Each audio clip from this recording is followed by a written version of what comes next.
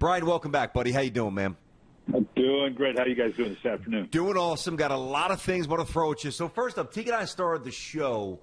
There was that report back in 2017 from ESPN about, Bill Belichick maybe flirting or at least kicking the tires on the Giants job and the Dolphins job and Washington at that point. You're a couple of years younger than Belichick. He, to me, appears to be a lifelong grinder. Like he's coaching until they just say you can't coach anymore. But you intimately know the grind. I believe, Brian, at some point, Bill is going to coach in a different city in the NFL. Do you agree with that? Wow. Yeah, that would be interesting because, Bill's 2 years older than me, so I have a huge respect for the grind that I couldn't do it. I just, the grind that is being a head coach in the NFL, and for him to keep, he and Pete Carroll, Bruce Arians, the way they just keep pounding away at it is just, it's something to admire. That would be something for him to make that change at this late date, would be, and the question would be why. I mean, he has the challenge now to kind of put this thing back together. He's got all the support that he needs, obviously, from ownership. They've got the structure in place.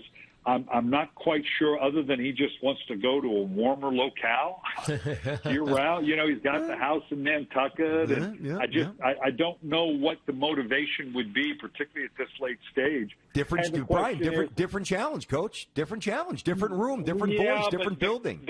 There's enough of a different challenge with what they're having to do now to, if you've got that itch that, okay, I want to show I can do this under a different circumstance, well, he's got it there. He doesn't have to go someplace else because the way they're having to rebuild this. Yeah. That's a good point. And it could also be, but how much money do you need? It could be, what's that going to pay? Yeah, true. And that could break the bank as well. So, it would be interesting to see. But I think I don't know why he would. There's plenty of challenge where he is right now to get this thing reestablished. Yeah, you're right. You can't take money with you. You can leave it to your kids, but you can't take it with you.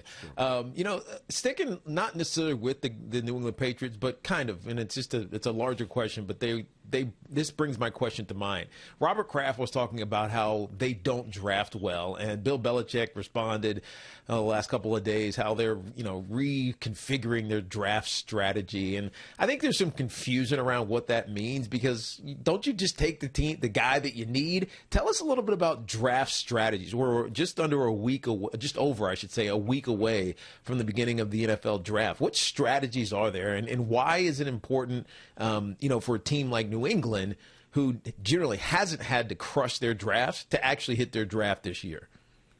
Yeah, well, how many times will we hear, we take the best player available? Okay, and it's cliche. And New England's been in a unique position prior to this because of Tom Brady and the way they've had it, is that they have typically manipulated and fallen back to, they're built around role players because they had the right guy at quarterback.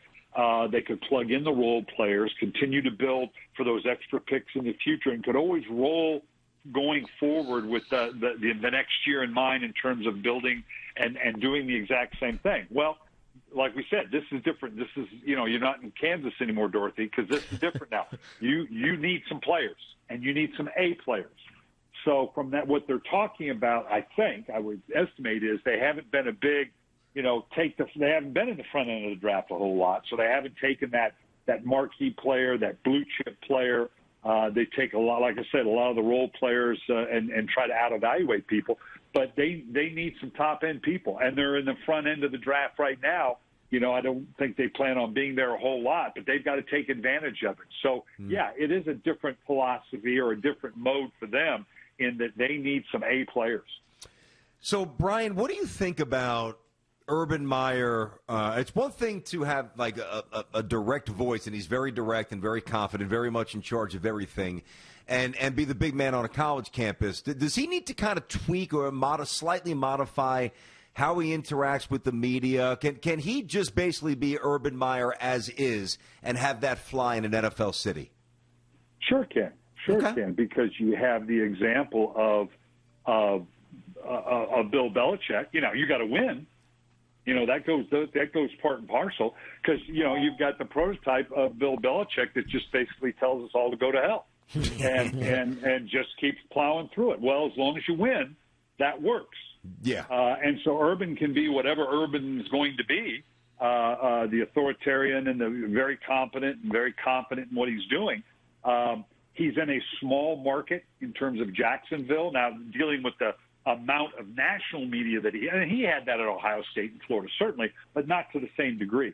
And so Jacksonville's a small market, media market, so that's easy. You know, you're going to sit in there in your news conferences, there's 3 people. But dealing with the national media on a more regular basis, who are going to now more nationally criticize and critique, you know, that's a little bit different. But at the end of the day, you're going to stay true to who you are, and you can do that as long as you win. If you don't, then yeah, you stay true to who you are, but then they just run you out. Well, because I asked that, and I figured you'd probably say that, and I would agree, but to my recollection, Belichick wasn't as ornery to the media and as evasive in Cleveland as he has been the last 20 years with the Pats. Yeah, because he wasn't any good. That's what I'm saying. As good. He had no resume. So you got to and that's the part of the problem you see. Not a problem. It's probably wording it the wrong way. But the Bill Belichick disciples that then go on and get head jobs, that try to do the same thing. Yeah. Whoa. So, Brian, I'm going to put you in a spot here. If I said, all right, Coach, write down in order we all know the 5 names. We know Lawrence, we know Wilson, we know Fields, we know Trey Lance, we know Mac Jones. In order, and put that piece of paper in your desk drawer and open it in 10 years. Who, 1 through 5, best to worst, or most impressive to least impressive, to be maybe a little nicer. Wow. How would you put these kids in order in the careers that you anticipate? I know it's a tough question.